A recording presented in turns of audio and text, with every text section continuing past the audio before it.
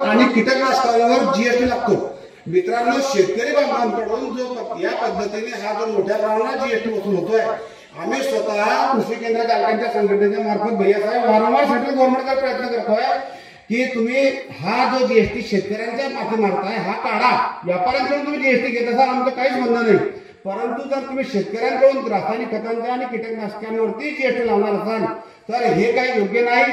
परंतु या बाबतीमध्ये जे केंद्र सरकार आहे ते कोणताही प्रतिसाद या बाबतीत देत नाहीये। आपण समजून बघतोय की शेतकऱ्यांच्या बाबतीमध्ये त्यांची कायमच नकारार्थी भूमिका या सरकारची राहिलेली आहे। आपल्या खासदार महोदयांनी मध्यंतरी बुरहानपूर ते अंकलेश्वर जो आपला राष्ट्रीय महामार्ग आपल्या परिसरातून जाणार आहे, या महामार्गाच्या बाबतीमध्ये त्यांनी जेव्हा त्याची घोषणा झाली तेव्हा त्यांनी सांगितलं की तो जो महामार्ग आहे तो बुरहानपूर म्हणजे रावेर मार्गेच बुरहानपूरला जाणार आहे। प्रत्यक्षात त्या ठिकाणी श्रीरामदादांच्या नेतृत्वाखाली रावेरमध्ये शेतकरी बंधूंनी प्रचंड मोठा रस्ता रोको केला। मुक्ताईनगर तालुक्यामधील शेतकऱ्यांनी सुद्धा पुन्हा फाट्यावरती रस्ता रोको केला। अशा वेळेस खासदार महोदय ह्या मून गिळून बसलेल्या होत्या, त्यांनी एक शब्द सुद्धा या हायवेच्या संदर्भात काढला नाही। मी तुम्हाला सांगतो, ह्या जर हायवे ह्या रावेर मार्गे न होता जर तो विवऱ्यावरून इकडे आपल्या अजंदे निंबोल मार्गे जर तो इकडे मुक्ताईनगर तालुक्यामध्ये आला तर भैयासाहेब अनेक आमचे शेतकरी भूमिहीन होणार आहे। अशी परिस्थिती असताना या फक्त शेतकरी लोकांमध्ये फिरताना म्हणजे कधी कधी फिरतात तर त्यावेळेस सुद्धा त्या सांगत होत्या की हा हायवे इकडनं जाणार नाही, हा रावेर मार्गात जाईल। यांनी रावेर मार्गात जाईल असं सांगत असताना माझ्या माहितीप्रमाणे यांनी स्वतः 2 वर्षापूर्वी सेंट्रल गव्हर्नमेंटकडे लिहून दिलेला लेटर पॅडवर की या मार्गाला या इकडनं यावं।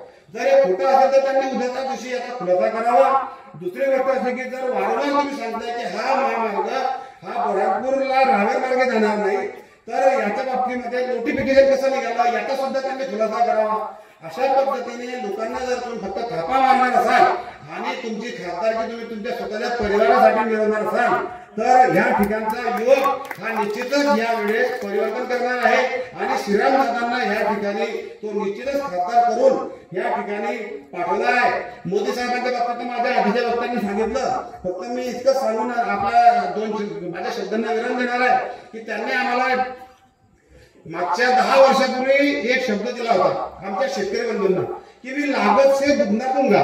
फार मोठ्या मोठ्या भाषण करायचे मोदी साहेब आणि फार अगदी लकमने बोलायचे। आमच्या शेतकऱ्यांनी बिचाऱ्यांनी विश्वास ठेवला, लागत से दुगना दूंगा म्हणजे आपण जे आमच्या शेतीमध्ये आमची इन्व्हेस्टमेंट करणार आहे, आम्ही जे लावणार आहे त्याच्या दुप्पट आम्हाला मिळेल।